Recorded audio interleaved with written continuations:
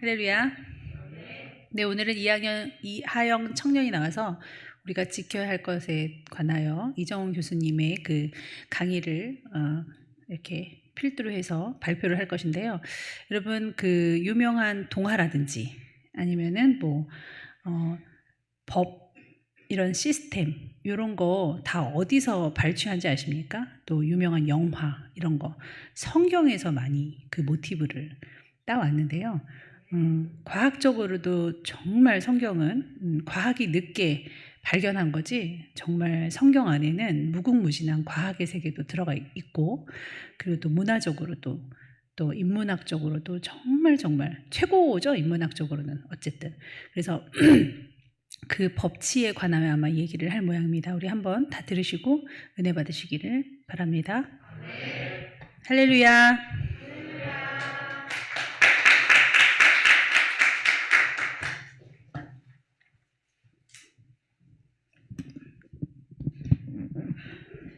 할렐루야. 먼저 말씀부터 읽고 기도하시겠습니다.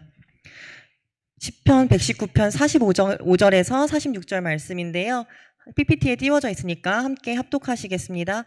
내가 주의 법도들을 구하여 싸우니 자유롭게 걸어갈 것이오며 또 왕들 앞에서 주의 교훈들을 말할 때에 수치를 당하지 아니하게 싸우며. 아멘. 기도하시겠습니다.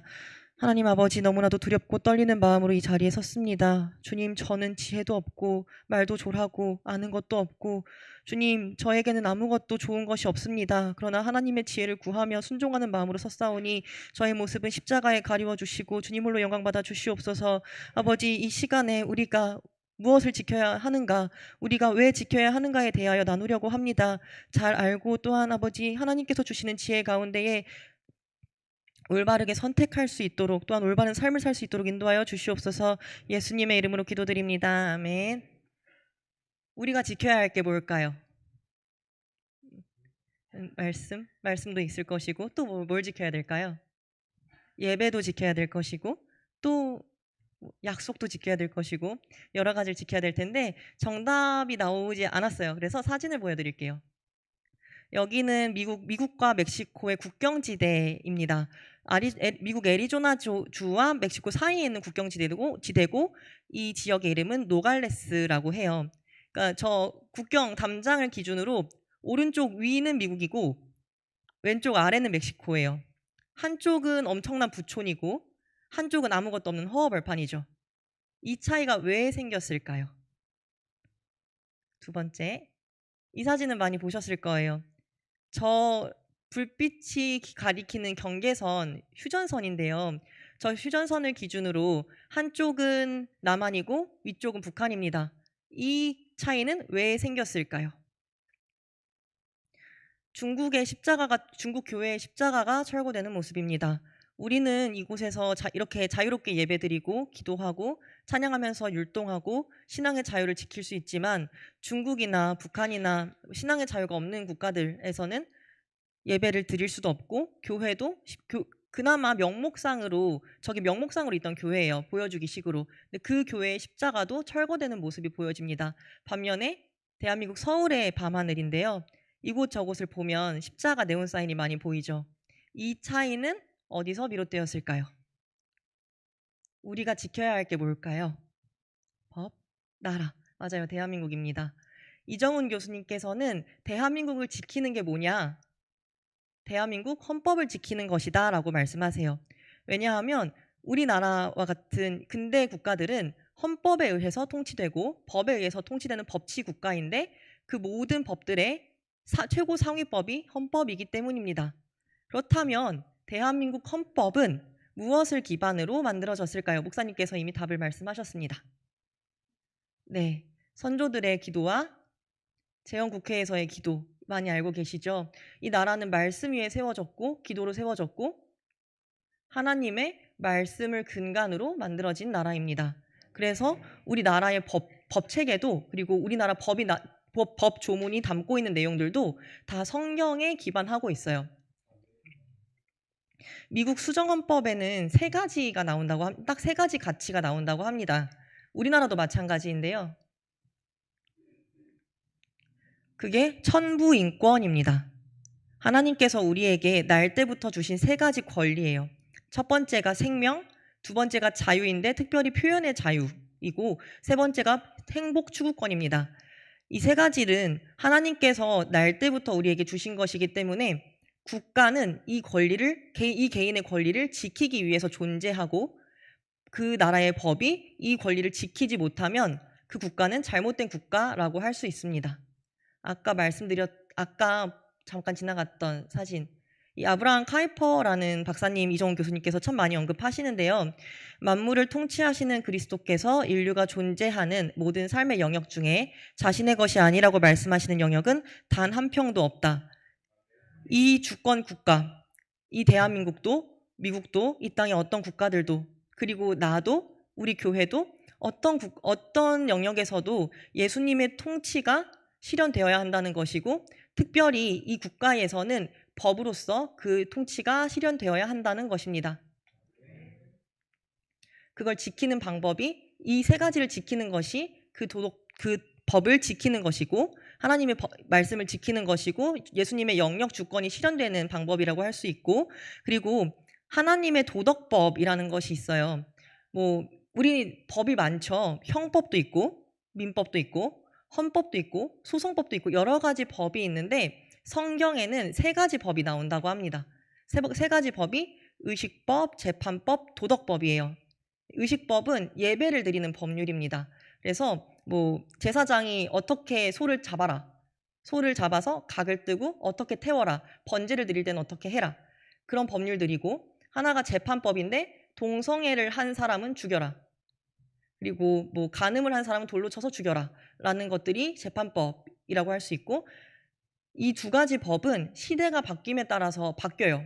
우리 동성애를 한다고 해서 그 사람을 잡아 죽이지 않죠? 이제 여기서 막 불 피우고 연기 나고 그렇게 예배드리지 않습니다.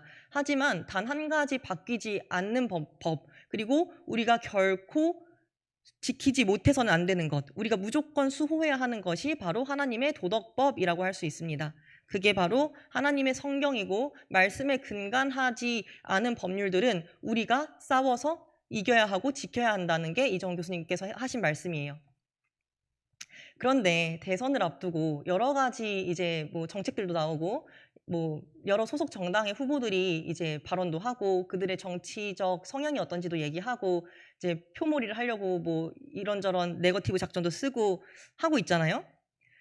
이제 선거법 위반이 되기 때문에 실명을 결코 거론할 수 없고 특정 정당의 어떤 후보라고만 거론할 수 있다고 합니다.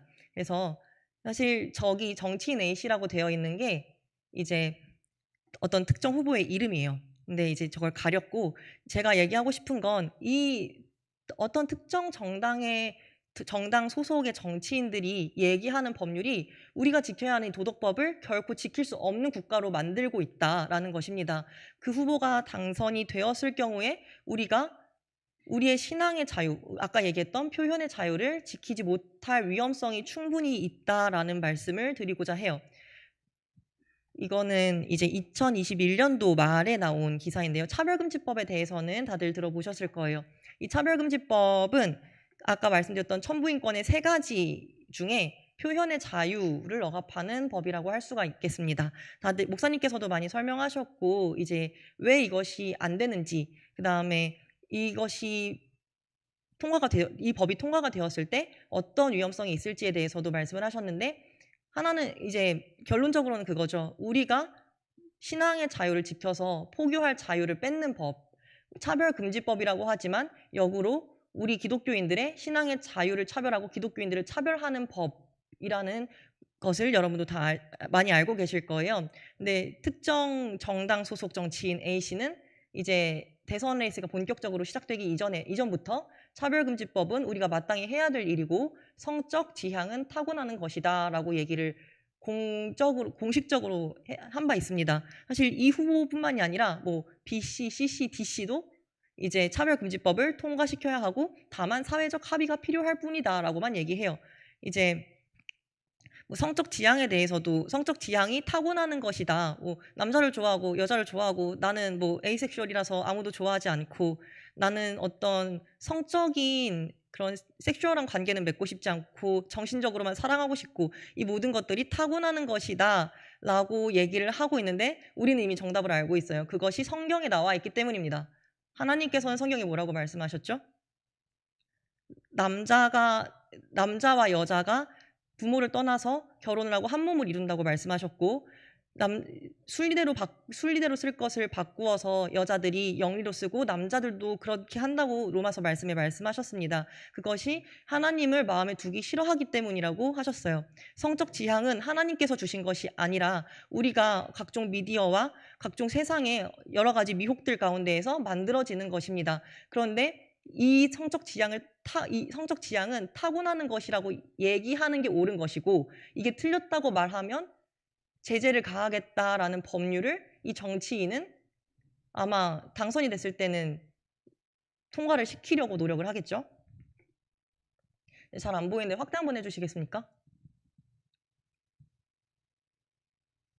이제 보시면 땅은 국민 모두의 것이다. 이런 생각을 확고하게 할 필요가 있다. 이제 이게 그 같은 정치인이 이후에 선거 운동을 하면서 청년들을 만난 자리에서 공식적으로 뱉은 말입니다.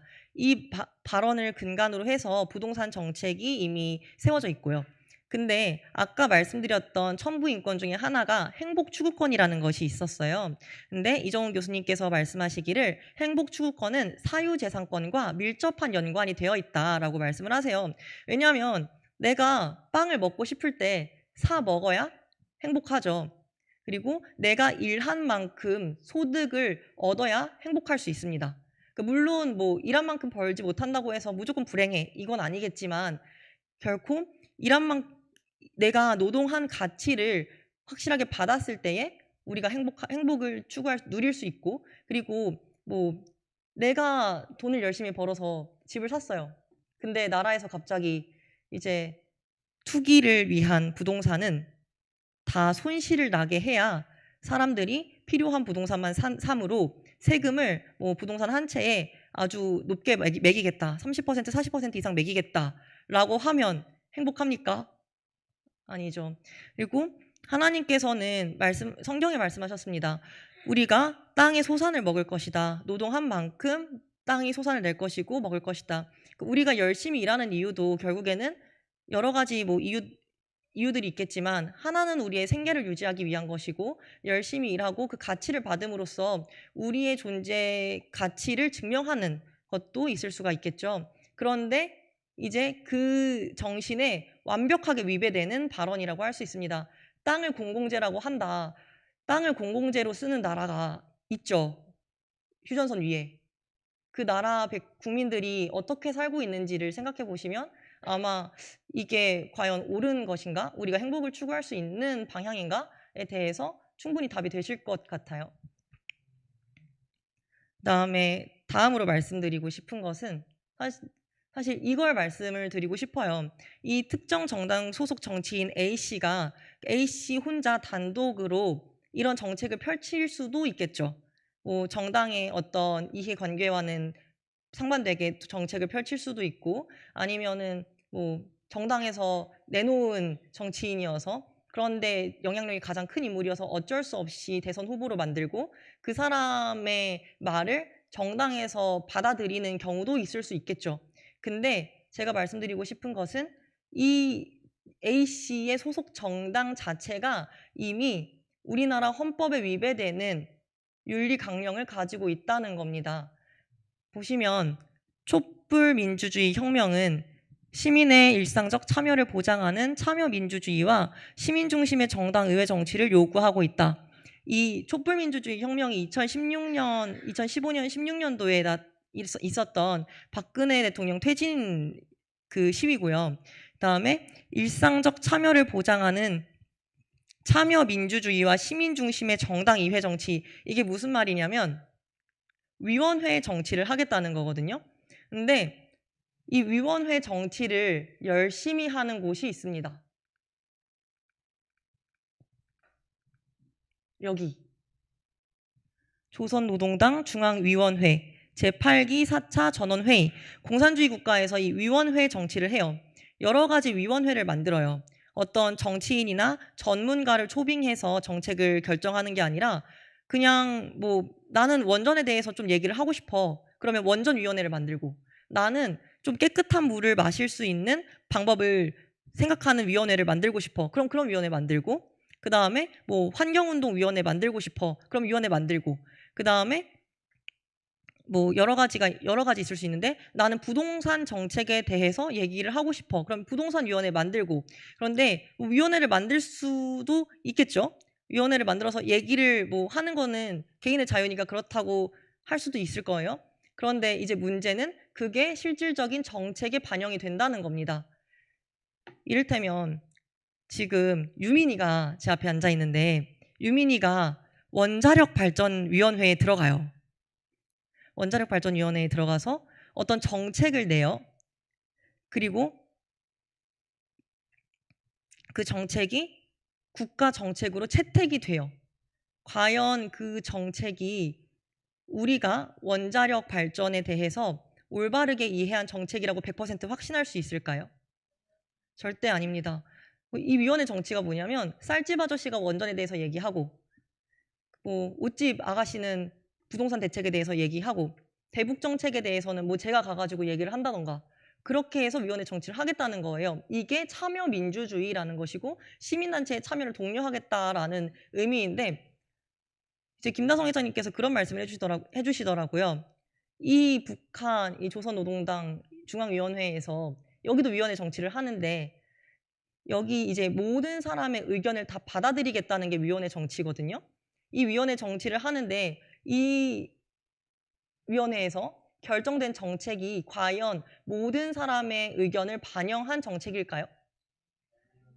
아마 다들 알고 계실 거예요. 뭐 고모부를 사용할 때도 만장일치로 통과시키고 어떤 정책을 해도 만장일치로 통과시키고 만장일치로 통과시키지 못하게 한 사람은 숙청당한다는 것을 우리가 알고 있습니다. 이렇게 공산주의에서는 개인의 의견까지 조작해서 위원회 정치를 하겠다고 하지만 결국 그 결과는 파멸로 이어질 수밖에 없다는 것이죠. 그 사례가 있습니다. 아까 사진이 지나갔던 베네수엘라인데요. 이제 2016년도에 촛불 특정 정당에서 얘기하는 촛불 혁명이 있은 이후에 베네수엘라의 길을 묻다라는 간담회를 한 적이 있어요. 그리고 책을 썼습니다. 이제 그 책의 골자가 이 지금 PPT에 나와 있는 내용과 비슷한데요. 차베스는 베네수엘라 대통령입니다. 차베스의 권력 장악 과정에서 시작된 사회적 동원은 대부분의 사람들을 무관심에서 깨어나게 했다. 이 무슨 말이냐면 사람들이 원래는 정치에 관심이 없었다. 우리는 무지몽매한 사람들이어서 정치에 관심이 없었다. 그런데 차베스가 이제 사람들을 일깨우고 우리가 이렇게 하면 안 돼. 정치에 참여해야 돼. 위원회 만들어서 정책 결정해야 돼. 라고 함으로써 사람들이 깨어있는 시민이 되고 정책 결정에 자기 의사를 표현하게 되었다라는 건데요. 사람들은 스스로 국가의 주인이라고 그때 비로소 느끼게 되었다. 이전에는 국가에 순종적이던 수백만 명이 자신의 견해를 피력하고자 한다. 그들은 공동체위원회, 물위원회, 의료와 교육정책을 논의하는 열린 공간에 참여하고 있다. 이게 베네수엘라의 예시예요. 베네수엘라는 남미에서 엄청나게 잘 살던 산유국가였습니다. 거기는 아무것도 안 해도 잘 살았어요. 석유가 엄청 많이 났고 뭐 별다른 걸 하지 않아도 국가가 잘 사니까 사람들도 잘 살았습니다. 그런데 이 차베스가 권력을 장악하고 나서 위원회 정치를 한 이후에 어떻게 됐냐면 보시면 차베스 집권 기간의 남미 주요국 경제 성장률 베네수엘라 3%, 브라질 3.4%, 7년에 4.1% 이렇게 돼 있는데 3%면은 뭐 엄청나게 이제 경제가 성장한 비율은 아니라고 할 수가 있고 베네수엘라 GDP를 보시면 저게 국가가 얼마나 잘 사는지를 나타내는 지표잖아요. 보시면 차베스가 집권한 이후에 2012년도부터 2018년도까지 GDP가 3,314억 6천만 달러에서 963억 3천만 달러로 보면 4분의 1로 줄어든 걸 볼 수가 있습니다. 그냥 쉽게 말해서 나라가 망한 거예요. 몰락한 겁니다. 저렇게 되면 물가 상승률을 보시면 지금 제가 저 숫자를 지금 잘 못 읽을 만큼 엄청 크죠. 1000만%입니다. 물가 상승률. 1000만%면 제가 만약에 10원을 가지고 빵을 하나 살 수 있었으면 1000만% 물가 상승률이 있으면 전 이제 1억이 있어야 빵을 사는 거예요. 위원회 정치의 결과가 이겁니다. 그래서 어떻게 되냐면 이제 저게 다 돈이에요. 다 돈입니다. 저 종이가 뭐 찌라시 뭐 종이나 삐라나 이런 게 아니라 전부 다 화폐고 이제 저 사람들한테는 돈이 소용이 없는 거예요. 돈이 결코 소용이 없고 이제 뭐 1000만 원을 우리나라 돈으로 1000만 원을 줘도 빵 하나를 못 사 먹는데 돈이 무슨 소용이 있겠어요. 그래서 저 사람들은 이제 돈을 모아서 땔감으로 써요. 불태웁니다. 그렇게라도 해야 난방이 되는 거예요. 나라가 망하니까 모든 인프라가 다 끊깁니다. 뭐 경제적인 지원도 더는 받을 수 없게 됐고 전기, 수도, 통신 모든 것이 끊기게 되고 화폐는 종이 조각이 되고 여자들은 이제 집창초원에 가서 성매매를 하고 아이들에게 줄 빵이 없어서 밥을 먹을 게 없어서 채소만 겨우 먹이는데 그마저도 없다라는 인터뷰가 있었어요. 근데 이제 이렇게 나라가 망한 원인이 다른 게 아니라 잘못된 정치라는 것을 우리가 기억하고 우리가 제대로 된 우리가 정치에 대해서 제대로 알고 하나님께서 우리에게 원하시는 것이 무엇인가, 우리가 어떤 선택을 해야 되는 것인가에 대해서 이 시간에 생각해 볼 수 있었으면 좋겠습니다.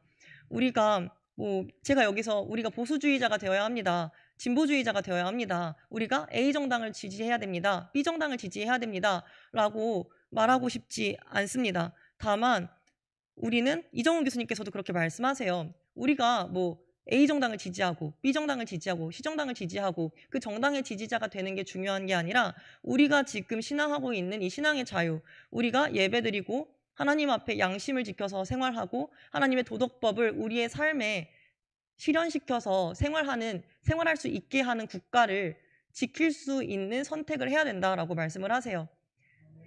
그런 선택을 할 수 있게 우리가 제대로 알고 정치에 대해서도 제대로 알고 관심을 가지고 봤으면 좋겠습니다. 그리고 대선에서도 올바른 선택을 할 수 있었으면 좋겠습니다. 아멘.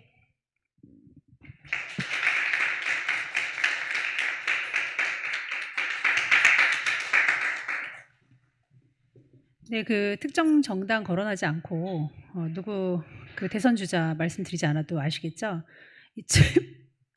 이쯤 그분이에요. 그래서 여러분 우파 그분인데 여러분 그래서 그분의 공약을 자세히 보시면 무상복지, 무상의료, 무상토지 이런 식입니다. 그러니까 다 국가에서 일단은 몰수를 하고 공동 분배를 하겠다는데 그냥 사회주의로 가자는 거예요. 공산주의로 가자는 거고 그 사람이 도덕적으로 아무리 훌륭하고 아무리 멋있어도 혹은 그 반대급부에 있는 분이 아무리 별로고 삶이 별로여도요. 이념이 문제인 거예요. 이념. 어떤 이념을 가지고 어떤 법치를 가지고 헌법을 위배하지 않은 상태에서 우리나라 헌법은 지금 굉장히 잘 돼 있거든요. 초반부터 하나님이 성경에 입각해서 만든 법이어서 그리고 거의 다 거반 크리스찬들이었잖아요.